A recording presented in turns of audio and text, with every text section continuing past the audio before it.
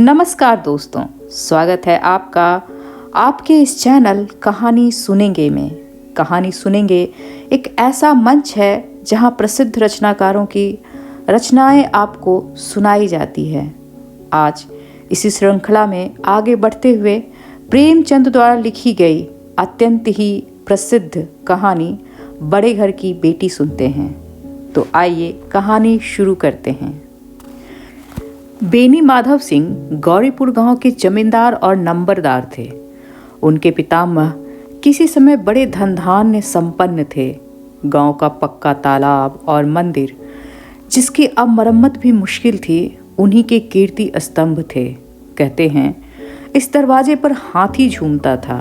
अब उसकी जगह एक बूढ़ी भैंस थी, जिसके शरीर में अस्थिपंजर के सिवा और कुछ शेष न रहा था, पर दूध शायद वह देती थी, क्योंकि एक न एक आदमी हांडी लिए उसके सिर पर सवार ही रहता था। बेनी माधव सिंह अपनी आधी से अधिक संपत्ति वकीलों को भेंट कर चुके थे। उनकी वर्तमान आय 1000 रुपये वार्षिक से अधिक न थी। ठाकुर साहब के 2 बेटे थे। बड़े बेटे का नाम श्रीकंठ सिंह था। उसने बहुत दिनों के परिश्रम और उद्योग के बाद बीए की डिग्री प्राप्त की थी। अब वह एक दफ्तर में नौकर था। छोटा लड़का लाल बिहारी सिंह दोहरे बदन का सजीला जवान था। भरा हुआ मुखड़ा, चौड़ी छाती। भैंस का 2 सेर ताज़ा दूध उठकर सवेरे पी जाता था। श्रीकंठ सिंह की दशा बिल्कुल विपरीत थी। इन नेत्रप्रिय गुणों को उन्होंने बीए इन्हीं 2 अक्षरों पर न्यौछावर कर दिया था। इसी से वैद्य ग्रंथों पर उनका विशेष प्रेम था। आयुर्वेद पर उनका अधिक विश्वास था। शाम सवेरे उनके कमरे से प्रायः खरल की सुरीली कर्ण मधुर ध्वनि सुनाई दिया करती थी। लाहौर और कलकत्ते के वैद्यों से बड़ी लिखा पढ़ी रहती थी। श्रीकंठ इस अंग्रेजी डिग्री के अधिपति होने पर भी अंग्रेजी सामाजिक प्रथाओं के विशेष प्रेमी न थे, बल्कि वह बहुधा बड़े जोर से उनकी निंदा और तिरस्कार किया करते थे। इसी से गांव में उनका बड़ा सम्मान था। दशहरे के दिनों में वह बड़े उत्साह से रामलीला में सम्मिलित होते थे और स्वयं किसी न किसी पात्र का पाठ करते थे। गौरीपुर में रामलीला के वही जन्मदाता थे। प्राचीन हिंदू सभ्यता का गुणगान उनकी धार्मिकता का प्रधान अंग था। सम्मिलित कुटुंब के तो वे एकमात्र उपासक थे।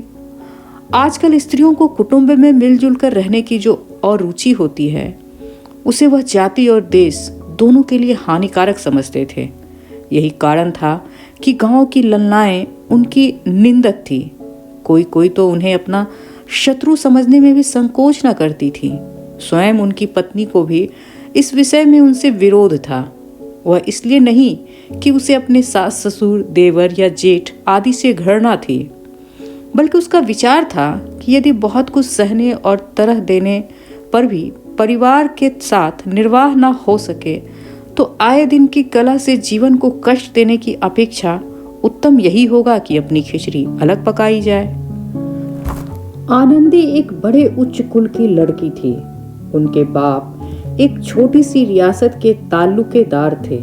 विशाल भवन, 1 हाथी, 3 कुत्ते, बाज, बहरी शिगरे, झार फानूस, ऑनरेरी मजिस्ट्री और रेन, जो एक प्रतिष्ठित तालुकेदार के भोग्य पदार्थ हैं, वहाँ सभी विद्यमान थे। नाम था भूप सिंह। बड़े उदार चित्त और प्रतिभाशाली पुरुष थे, पर दुर्भाग्य से लड़का एक भी न था। 7 लड़कियां हुई और देव योग से सब की सब जीवित रहीं। पहली उमंग में तो उन्होंने 3 ब्याह दिल खोल कर किए, पर 15-20 हजार रुपयों का कर्ज सिर पर हो गया तो उनकी आंखें खुली, फिर हाथ समेट लिया। आनंदी चौथी लड़की थी। वह अपनी सब बहनों से अधिक रूपवती और गुणवती थी। इससे ठाकुर भूप सिंह उसे बहुत प्यार करते थे। सुंदर संतान को कदाचित उनके माता पिता भी अधिक चाहते हैं। ठाकुर साहब बड़े धर्म संकट में थे कि इसका विवाह कहाँ करें। ना तो यह चाहते थे कि ऋण का बोझ बढ़े, और ना यही स्वीकार कर पाते थे कि अपने को भाग्यहीन समझना पड़े। एक दिन श्रीकंठ उनके पास किसी चंदे का रुपया मांगने आए। शायद नागरी प्रचार का चंदा था। भूप सिंह उनके स्वभाव पर रीझ गए और धूमधाम से श्रीकंठ सिंह का आनंदी के साथ विवाह हो गया। आनंदी अपने नए घर में आई तो यहाँ का रंग ढंग कुछ और ही देखा। जिस टीमटाम के साथ बचपन से उसकी आदत पड़ी हुई थी वह यहाँ नाम मात्र को भी नहीं था। हाथी घोड़ों का तो क्या कहना, कोई सजी हुई सुंदरी बहली तक न थी। रेशमी स्लीपर साथ लाई थी पर यहाँ बाग कहाँ। मकान में खिड़कियाँ तक न थीं, न जमीन पर फर्श, न दीवार पर तस्वीरें। यह एक सीधा साधा देहाती गृहस्थ का मकान था, किंतु आनंदी ने थोड़े ही दिनों में अपने को इसी नई व्यवस्था में के अनुकूल बना लिया, मानो उसने विलास के सामान कभी देखे ही न थे। एक दिन दोपहर के समय लाल बिहारी सिंह 2 चिड़िया लिए हुए आया और भावत से बोला, जल्दी से पका दो, मुझे भूख लगी है। आनंदी भोजन बनाकर इसकी राह देख रही थी। अब वह नया व्यंजन बनाने बैठी। हांडी में देखा तो घी पाव भर से अधिक न था। बड़े घर की बेटी किफायत क्या जाने, उसने सब घी मांस में डाल दिया। लाल बिहारी खाने बैठा तो दाल में घी न था और बोला, दाल में घी क्यों नहीं छोड़ा? आनंदी ने कहा, घी सब मांस में पड़ गया। लाल बिहारी जोर से बोला, अभी परसों घी लाया था, इतना जल्द उठ गया? आनंदी ने उत्तर दिया, आज तो कुल पाव भर रह गया होगा, वह सब मैंने मांस में डाल दिया। जिस तरह सूखी लकड़ी जल्दी से जल उठती है, उसी तरह क्षुधा से वावला मनुष्य जरा जरा से बात पर तिनक जाता है। लाल बिहारी को भावज की यह ढिठाई बिल्कुल मालूम नहीं थी। तिनक कर बोला, मैके में तो चाहे घी की नदी बहती हो। स्त्रियां गाली सह लेती हैं, मार भी सह लेती हैं, पर मैके की निंदा उनसे नहीं सही जाती। आनंदी मुंह फेर कर बोली, हाथी मरा भी तो 9 लाख का, वहां इतना घी नित्य नाई कहार खा जाते हैं। लाल बिहारी जल गया, थाली उठाकर पटक दी और बोला, जी चाहता है जीभ पकड़कर खींच लूं। आनंदी को भी क्रोध आ गया, मुंह लाल हो गया। बोली, वह होते तो आज इसका मजा चखाते। वह अपढ़ उज्जड़ ठाकुर से ना रहा गया। उसकी स्त्री एक साधारण जमींदार की बेटी थी।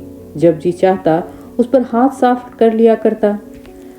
खड़ाऊ उठाकर आनंदी की ओर जोर से फेंकी और बोला, जिसके गुमान पर फूली हुई है उसे भी देखूंगा और तुम्हें भी।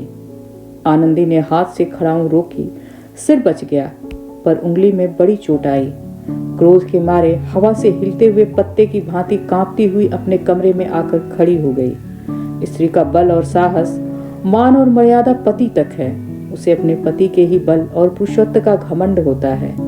आनंदी खून का घूंट पीकर रह गई। श्रीकंठ सिंह शनिवार को घर आया करते थे। बृहस्पति को यह घटना घटी। 2 दिन तक आनंदी कोप भवन में रही, ना कुछ खाया ना पिया, उसकी बाट देखती रही। अंत में शनिवार को वह नियमानुकूल संध्या समय घर आए और बाहर बैठकर कुछ इधर उधर की बातें, कुछ देश काल संबंधी समाचार, कुछ नए मुकदमे आदि की चर्चा करने लगे। यह वार्तालाप 10 बजे रात तक चलता रहा। गांव के भद्र पुरुषों को इन बातों में ऐसा आनंद मिलता था कि खाने पीने की भी सुधि न रहती थी। श्रीकंठ को पिंड चुराना मुश्किल हो जाता था। ये 2-3 घंटे आनंदी ने बड़े कष्ट से काटे। किसी तरह भोजन का समय आया, पंचायत उठी, एकांत हुआ तो लाल बिहारी ने कहा, भैया आप जरा भाभी को समझा दीजिएगा कि मुंह संभाल कर बातचीत किया करें, नहीं तो एक दिन अनर्थ हो जाएगा। बेनी माधव सिंह ने भी बेटे की ओर से साक्षी दी। हाँ, बहु बेटियों का यह स्वभाव अच्छा नहीं है कि मर्दों के मुंह लगे। लाल बिहारी ने फिर कहा, वह बड़े घर की बेटी है तो हम भी कोई कुर्मी कहार नहीं है। श्रीकंठ ने चिंतित स्वर में पूछा, आखिर बात क्या हुई? लाल बिहारी ने कहा, कुछ भी नहीं, यूं ही आप उलझ पड़ी। मैके के सामने हम लोगों को तो कुछ समझती ही नहीं। श्रीकंठ खा पीकर आनंदी के पास गए। वह भरी बैठी थी। यह हजरत भी कुछ तीखे थे। आनंदी ने पूछा, चित्त तो प्रसन्न है? श्रीकंठ बोले, बहुत प्रसन्न है, पर तुमने आजकल घर में यह क्या उपद्रव मचा रखा है? आनंदी के तेवरियों पर बल पड़ गए। झुंझलाहट के मारे बदन में ज्वाला दहक उठी। बोली, जिसने तुमसे यह आग लगाई है उसे पाऊं तो मुंह झुलस दूं। श्रीकंठ, इतनी गर्म क्यों होती हो, बात तो कहो। आनंदी, क्या कहूँ, यह मेरे भाग्य का फेर है, नहीं तो गंवार छोकरा जिसको चपरासीगिरी करने का भी शऊर नहीं, मुझे खड़ाऊं से मारकर यूं ना करता। श्रीकंठ, सब हाल साफ साफ कहो तो मालूम हो, मुझे तो कुछ पता ही नहीं। आनंदी बोली, परसों तुम्हारे लाडले भाई ने मुझसे मांस पकाने को कहा। घी हांडी में पाव भर से अधिक न था, वह सब मैंने मांस में डाल दिया। जब खाने बैठा तो कहने लगा दाल में घी क्यों नहीं है। बस इसी पर मेरे मैके को बुरा भला कहने लगा, मुझसे ना रहा गया। मैंने कहा कि वहाँ इतना घी तो नाई कहार खा जाते हैं और किसी को जान भी नहीं पड़ता। बस इतनी सी बात पर इस अन्यायी ने मुझ पर खड़ाऊं फेंक डाली। यदि हाथ ना रोक लिया होता तो सर फट जाता। उसी से पूछो मैंने जो कुछ कहा वह सच है या झूठ। श्रीकंठ की आंखें लाल हो गई। बोले, यहाँ तक हो गया इस छोकरे का यह साहस। आनंदी स्त्रियों के स्वभाव अनुसार रोने लगी, क्योंकि आंसू उनकी पलकों पर रहते हैं। श्रीकंठ बड़े धैर्यवान और शांत पुरुष थे। उन्हें कदाचित ही कभी क्रोध आता था, पर स्त्रियों के आंसू पुरुष की क्रोधाग्नि भड़काने में तेल का काम करते हैं। रात भर करवटें बदलते रहे, उद्विग्नता के कारण पलक तक नहीं झपकी। प्रातःकाल अपने बाप के पास जाकर बोले, दादा अब इस घर में मेरा निवाह ना होगा। इस तरह के विद्रोहपूर्ण बात कहने पर श्रीकंठ ने कितनी ही बार अपने कई मित्रों को आड़े हाथों लिया था, परंतु दुर्भाग्य आज उन्हें स्वयं ही वे बातें अपने मुंह से कहनी पड़ी। दूसरों को उपदेश देना भी कितना सहज होता है।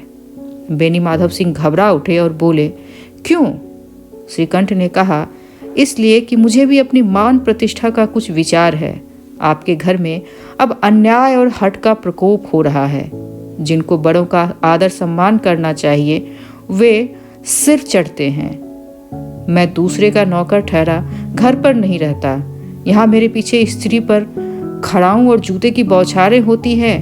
कड़ी बात तक चिंता नहीं, कोई एक कहे तो दो कह ले, वहां तक मैं सह सकता हूँ, किंतु यह कदापि नहीं हो सकता कि मेरे ऊपर लात घुसे पड़े और मैं दम न मारूं। बेनी माधव से कुछ जवाब न दे सके। श्रीकंठ सदैव उनका आदर करते थे। उनके ऐसे तेवर देखकर बूढ़ा ठाकुर अवाक रह गया। केवल इतना ही बोला, बेटा तुम बुद्धिमान होकर ऐसी बातें करते हो। स्त्रियां इसी तरह घर का नाश कर देती हैं। उनको अपने सिर चढ़ाना अच्छा नहीं है। श्रीकंठ ने कहा, इतना मैं जानता हूँ, आपके आशीर्वाद से ऐसा मूर्ख नहीं हूँ। आप स्वयं जानते हैं कि मेरे समझाने से इस गांव में कई घर संभल गए, पर जिस स्त्री की मान प्रतिष्ठा का ईश्वर के दरबार में उत्तरदाता हूँ, उसके प्रति ऐसा घोर अन्याय और पशुवत व्यवहार मुझे असह्य है। आप सच मानिए, मेरे लिए यही कुछ कम नहीं है कि लाल बिहारी को कुछ दंड नहीं देता। अब बेनी माधव सिंह भी गरमाए, ऐसी बातें और सुन न सके। बोले, लाल बिहारी तुम्हारा भाई है, उससे जब कभी भूल चूक हो उसके कान पकड़ो। लेकिन श्रीकंठ ने कहा, लाल बिहारी को अब मैं अपना भाई नहीं समझता। बेनी माधव सिंह बोले, स्त्री के पीछे? श्रीकंठ ने कहा, जी नहीं, उसकी क्रूरता और अविवेक के कारण। दोनों कुछ देर चुप रहे। ठाकुर साहब लड़के का क्रोध शांत करना चाहते थे, लेकिन यह नहीं स्वीकार करना चाहते थे कि लाल बिहारी ने कोई अनुचित काम किया है। इसी बीच में गांव के कई और सज्जन हुक्के चिलम के बहाने वहां आ बैठे। कई स्त्रियों ने जब यह सुना कि श्रीकंठ पत्नी के पीछे पिता से लड़ने को तैयार हैं, तो उन्हें बड़ा हर्ष हुआ। दोनों पक्षों की मधुर वाणियां सुनने के लिए उनकी आत्माएं तलमलाने लगी। गांव में कुछ ऐसे कुटिल मनुष्य भी थे जो इस कुल की नीतिपूर्ण गति पर मन ही मन जलते थे। वे कहा करते थे, श्रीकंठ अपने बाप से दबता है, इसीलिए वह दब्बू है। उसने विद्या पढ़ी, इसीलिए वह किताबों का कीड़ा है। बेनी माधव सिंह उनकी सलाह के बिना कोई काम नहीं करते, यह उनकी मूर्खता है। इन महानुभावों की शुभकामनाएं आज पूरी होती हुई दिखी। कोई हुक्का पीने के बहाने, कोई लगान की रसीद दिखाने आकर बैठ गया। बेनी माधव सिंह पुराने आदमी थे, इन भावों को तार गए। उन्होंने निश्चय किया, चाहे कुछ ही क्यों ना हो, इन द्रोहियों को ताली बजाने का अवसर ना दूंगा। तुरंत कोमल शब्दों में बोले, बेटा, मैं तुमसे बाहर नहीं हूं, तुम्हारा जो जी चाहे करो। अब लड़के से अपराध हो गया। इलाहाबाद का अनुभव रहित झल्लाया हुआ ग्रेजुएट इस बात को ना समझ सका। उसे डिबेटिंग क्लब में अपनी बात पर अड़ने की आदत थी। इन हथकंडों की उसे क्या खबर। बाप ने जिस मतलब से बात पलटी थी वह उसकी समझ में ना आया। बोला, लाल बिहारी के साथ अब इस घर में नहीं रह सकता। बेनी माधव बोले, बेटा, बुद्धिमान लोग मूर्खों की बात पर ध्यान नहीं देते। वह बेसमझ लड़का है, उससे जो कुछ भूल हुई उसे तुम बड़े होकर क्षमा कर दो। श्रीकंठ ने कहा, उसकी इस दुष्टता को मैं कदापि नहीं सह सकता। या तो वही घर में रहेगा या मैं ही। आपको यदि वह अधिक प्यारा है तो मुझे विदा कीजिए, मैं अपना भार अपने आप संभाल लूंगा। यदि मुझे रखना चाहते हैं तो उससे कहिए जहां चाहे चला जाए, बस यह मेरा अंतिम निश्चय है। लाल बिहारी सिंह दरवाजे की चौखट पर चुपचाप खड़ा बड़े भाई की बातें सुन रहा था। वह उनका बहुत आदर करता था। उसे कभी इतना साहस न हुआ था कि श्रीकंठ के सामने चारपाई पर बैठ जाए, हुक्का पी ले या पान खा ले। बाप का भी वह इतना मान न करता था।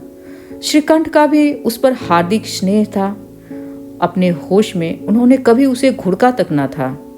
जब वह इलाहाबाद से आते तो उसके लिए कोई न कोई वस्तु अवश्य लाते। मुकद्दर की जोड़ी भी उन्होंने ही बनवा दी थी। पिछले साल जब उसने अपने से ढ्योढ़े जवान को नागपंचमी के दिन दंगल में पछाड़ दिया तो उन्होंने पुलकित होकर अखाड़े में ही जाकर उसे गले से लगा लिया था और 5 रुपये के पैसे लुटाए थे।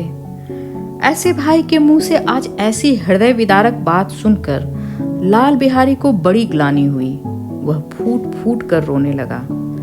इसमें संदेह नहीं कि अपने किए पर वह पछता रहा था। भाई के आने से एक दिन पहले से उसकी छाती धड़कती थी कि देखूं भैया क्या कहते हैं। मैं उनके सम्मुख कैसे जाऊंगा, उनसे कैसे बोलूंगा, मेरी आंखें उनके सामने कैसे उठेंगी। उसने समझा था कि भैया मुझे बुलाकर समझा देंगे। इस आशा के विपरीत आज उसने उन्हें निर्दयता की मूर्ति बने हुए पाया। वह मूर्ख था, परंतु उसका मन कहता था कि भैया मेरे साथ अन्याय कर रहे हैं। यदि श्रीकंठ उसे अकेले में बुलाकर 2-4 कड़ी बातें कह देते, इतना ही नहीं 2-4 तमाचे भी लगा देते तो कदाचित उसे इतना दुख ना होता। पर भाई का यह कहना कि अब मैं इसकी सूरत नहीं देखना चाहता, लाल बिहारी से सहा नहीं गया। वह रोता हुआ घर गया। कोठरी में जाकर कपड़े पहने, आंखें पोंछी, जिसमें कोई न समझ पाए कि वह रोता था। तब आनंदी के द्वार पर आकर बोला, भाभी, भैया ने निश्चय किया है कि वह मेरे साथ इस घर में ना रहेंगे। अब वह मेरा मुंह नहीं देखना चाहते, इसलिए अब मैं जाता हूँ। उन्हें फिर न मुंह दिखाऊंगा। मुझसे जो अपराध हुआ उसे क्षमा करना। यह कहते कहते लाल बिहारी का गला भराया। जिस समय लाल बिहारी सिंह सिर झुकाए आनंदी के द्वार पर खड़ा था, उसी समय श्रीकंठ सिंह भी आंखें लाल किए हुए बाहर से आए। भाई को खड़ा देखा तो घृणा से आंखें फेर ली और कतरा कर निकल गए, मानो उसकी परछाई से दूर भागते हों। आनंदी ने लाल बिहारी की शिकायत तो की थी, लेकिन अब वह मन में पछता रही थी। वह स्वभाव से ही दयावती थी। उसे इसका तनिक भी ध्यान न था कि बात इतनी बढ़ जाएगी। वह मन में अपने पति पर झुंझला रही थी कि इतने गर्म क्यों होते हैं। उस पर यह भय भी लगा हुआ था कि कहीं मुझसे इलाहाबाद चलने को कहें तो कैसे क्या करूंगी।